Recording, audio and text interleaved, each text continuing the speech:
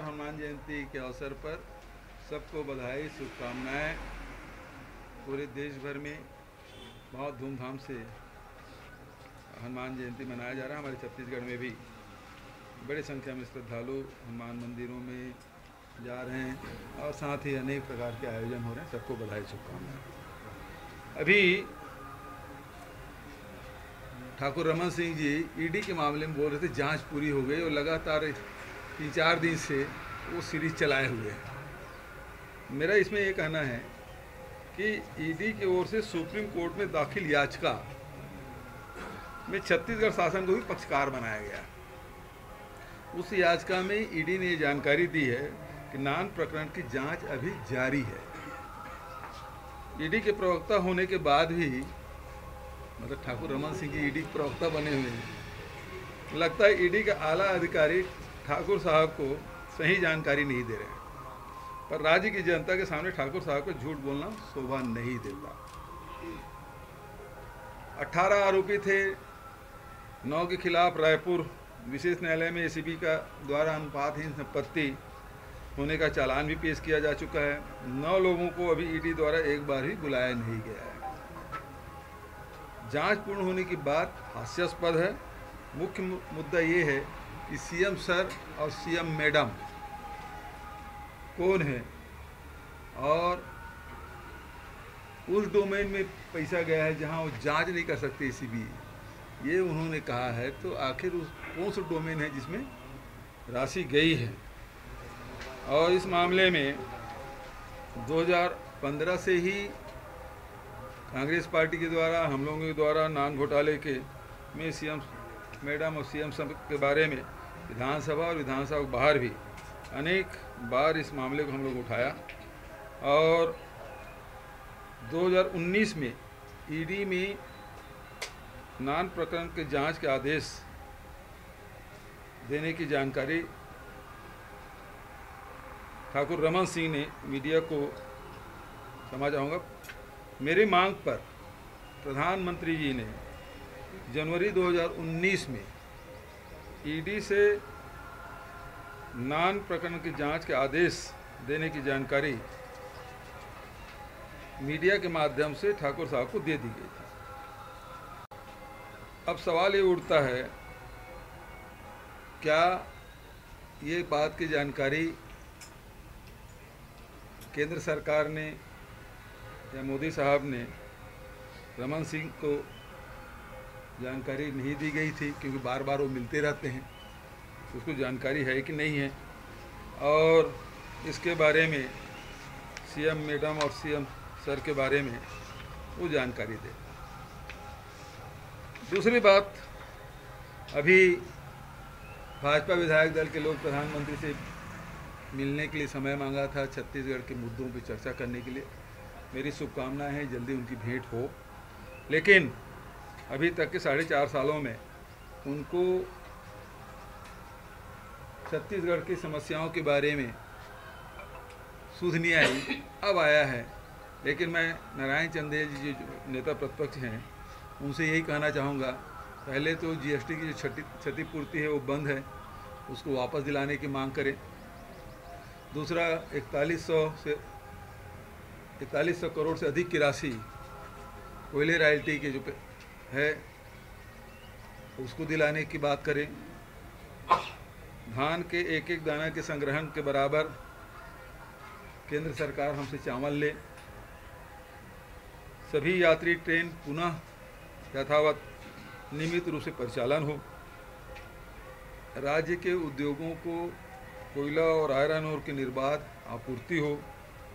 Nagarnar steel plant को निजी हाथों में से जाने से रोकने की बात करें। जनगणना और जातिगत जनगणना और एसीसीसी के सर्वे तत्काल प्रारंभ कराए। आरक्षण विधेयक को संविधान 9वीं अनुसूची में शामिल करने की बात कहे।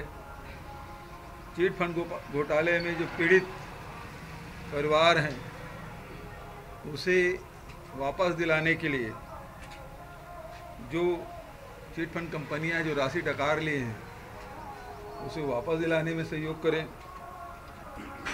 और रायपुर में अंतर्राष्ट्रीय हवाई अड्डा प्रारंभ हो उसकी मांग करें, और मेट्रो में मोनो रेल के हमने बजट सत्र में घोषणा की है। उसमें एक विज्ञापन छपा है प्रधानमंत्री जी के नाम से। अभी तक के प्रधानमंत्री जो भी विज्ञापन आया, केंद्र सरकार को विज्ञापन आता था, पूरे राष्ट्रव्यापी आता था। लेकिन पहली बार ऐसा हुआ है कि राज्य के उपलब्धियों के बारे में विज्ञापन आया है। नारी शक्ति अब सशक्त। छत्तीसगढ़ में कितने शौचालय बने, कितने उज्ज्वला योजना के तहत सिलेंडर दिए गए, और जल जीवन मिशन के माध्यम से कितने घर में कनेक्शन मिला छत्तीसगढ़ में। इसके आंकड़े का विज्ञापन आया है। तो अब प्रधानमंत्री जी देश के होते हैं, देश भर में जितने उन्होंने उज्ज्वला गैस बांटा, जितने शौचालय बनाए, जितने जल जीवन मिशन के माध्यम से कनेक्शन दिए, उसके यदि विज्ञापन आता समझ आता है। पहली बार ऐसा हुआ है कि राज्य में कितने कितने हुए उसका विज्ञापन आया है। पहली बार। मैं तो नहीं समझा कि इससे पहले कभी आया हो इस प्रकार से। तो बस मुझे इतना कहना था। आप लोगों की तरफ से कोई सवाल हो? इसी में पार्टी से की उन्होंने कहा है कि हनुमान जी दुष्टों का नाश करते हैं और बीजेपी भ्रष्टाचारियों का। कैसे देख रहे हैं? हनुमान जी तो सबके हैं, और वो ज्ञान के, शक्ति के, भक्ति के भंडार हैं। उसके बराबर कोई दूसरा नहीं है। तो अन्याय जो करेगा उसको सजा हनुमान जी देते हैं। लेकिन जो भ्रष्टाचारी है वो सब लोग जहाँ भाजपा में जाते हैं उसके बाद वो ठीक हो जाता है। तो हनुमान जी पहले उन्हीं को सजा देंगे। एक भी मैच रायपुर में नहीं है जी। IPL।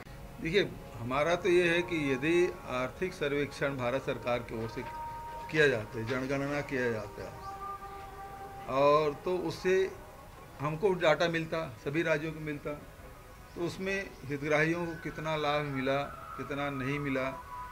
और दूसरी बात ये है कि नए हितग्राही कितने हैं, उसको लाभान्वित करना है, उसके लिए योजना बनाना है। वो तो हुआ नहीं। आवास की मांग लगातार भारतीय जनता पार्टी के लोग करते रहे। तो आवास के लिए तो हमने 3200 करोड़ रुपया तो बजट आवंटन में रखा ही है। उसके अलावा जो नए हितग्राही हैं उसका सर्वे हम करा रहे हैं। शौचालय की भी स्थिति देख लें, और उज्ज्वला गैस योजना के तहत कितने लोग उसको रिफिलिंग करा रहे हैं, उसका उपयोग हो रहा है नहीं हो रहा है, ये भी इस सर्वे में रखा गया है, ताकि स्थिति तो पता चले। आपने दे तो दिया, उसका उपयोग हो रहा है कि नहीं हो रहा, शौचालय का, गैस सिलेंडर का, तो ये तो जानकारी हो। यदि उसका जवाब है तो मैं समझता उससे तो अच्छा उसका जवाब तो ये होना चाहिए कि तुरंत सर्वे करा देते। ये आंकड़े देने के बजाय तुरंत सर्वे करा देना था, पूरे देश भर में सर्वे हो जाता तो सही जवाब होता। मैं नहीं समझता ये सही जवाब है। सर, रमन सिंह ने स्वीकार, हमने उसको उसके बारे में पत्राचार भी किया है, और वित्त मंत्री की जब बैठक हुई थी तब भी हमने कहा है कि वो पैसा आखिर एक निकाल के रख दें।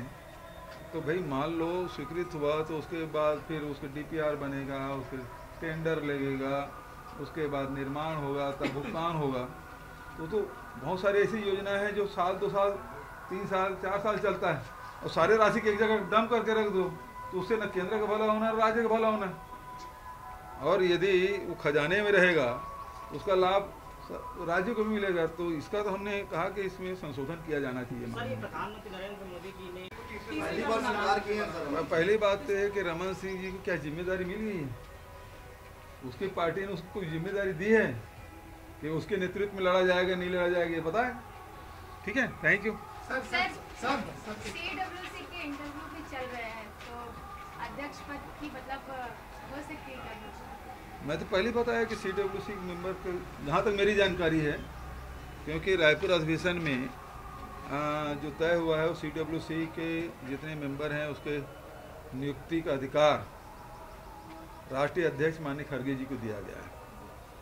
अब वो नियुक्ति पहले होगी ऐसा मैं मानता हूँ, उसके बाद फिर प्रदेशों का नंबर आएगा। सर केंद्र ने एक नया कानून जारी किया है कि केंद्रांश की राशि आने। For more news updates, do subscribe, like, share and comment. Clipper 28.